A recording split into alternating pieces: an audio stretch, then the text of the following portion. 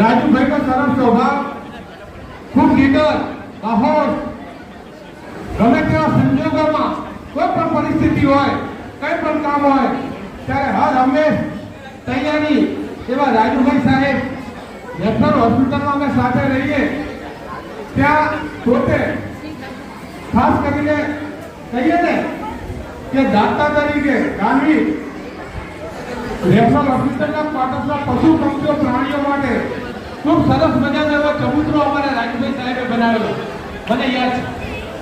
એ સિવાય નવરાત્રીનું આયોજન હોય રેફરલ હોસ્પિટલના ક્વાર્ટરમાં તેમાં રાજુભાઈ હર હંમેશ ખડે પગે રહે.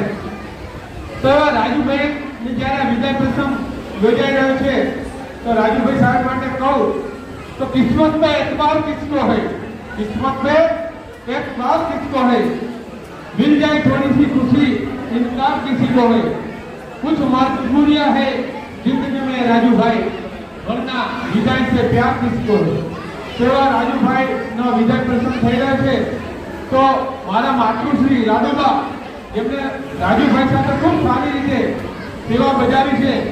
રાજુભાઈએ નાનામાં નાના કર્મચારીનું ધ્યાન રાખ્યું. એમની સેવા દરમિયાન નાનામાં નાના કર્મચારીને ધ્યાનમાં લઈ કોઈ પણ જાતની મતભેદ વિના નાના કર્મચારીથી મોટા અધિકારી સુધી ખૂબ સારી રીતે એમણે કામગીરી બજાવી. નાનામાં નાના કર્મચારીના ઘરે જઈને બેઠા છે, કોઈ પણ જાતના અભિમાન વિના ગમે ત્યાં એમના ઘરે જઈને નીચે બેસીને પણ એમના ત્યાં જમણવાર કર્યો છે.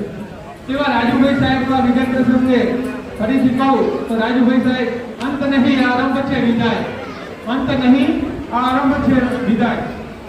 તો આ તમારું નિવૃત્તિમય જીવન ખૂબ પ્રગતિદાયક રીતે પોતાના સમાજ અને કે જે હાલની તારીખમાં જનરલ સર્જન પણ એને રિકવર ઘણી વખત નથી કરી શકતા એવા કેસીસ મેં લવજી કાકાના હાથે આપણી હોસ્પિટલની અંદર તૈયાર થતા મેં જોયા છે.